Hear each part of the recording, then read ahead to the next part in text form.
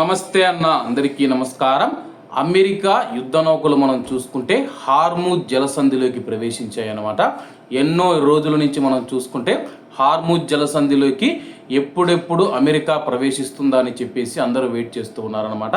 ప్రస్తుతం అమెరికాకు సంబంధించిన 7 యుద్ధ నౌకలు మనం చూసుకుంటే హార్ముజ్ జలసంధిలోకి ప్రవేశించాయి. అలాగే ఇరాన్కు కూడా భారీ హెచ్చరికలు అయితే జారీ చేశాయన్నమాట.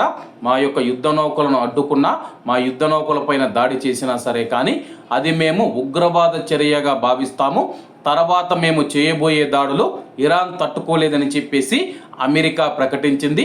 మరోవైపు మనం చూసుకుంటే అక్కడ నౌకలను సాఫీగా పంపించేందుకు అమెరికా యుద్ధ నౌకలు చేరుకున్నాయి. అలాగే అక్కడ ఉన్న ఏవైతే మందు పాత్రలు, మైన్స్ ఏవైతే ఉన్నాయో వాటిని నిర్వీర్యం చేయడానికి కూడా అమెరికా యుద్ధ నౌకలు అక్కడికి చేరుకున్నాయి.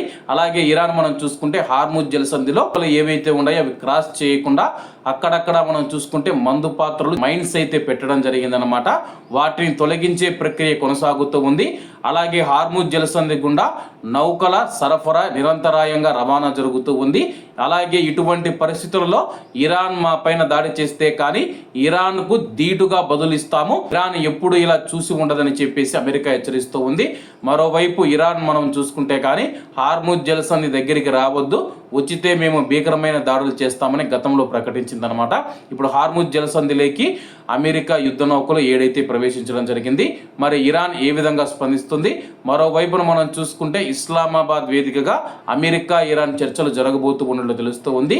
ఇరాన్ విదేశాంగ మంత్రి అబ్బాస్ అరాక్చీ గారు కూడా ఇస్లామాబాద్కి అయితే వెళ్ళారనమాట. ఇటువంటి పరిస్థితుల్లో ఇరాన్ ఎటువంటి నిర్ణయాలతో ముందుకు వెళుతుందో వెళ్ళాల్సి ఉంది. కాబట్టి అందరూ బాగుండాలి, అందులో మనం ఉండాలి. అందరికీ నమస్తే అన్న, జై హింద్.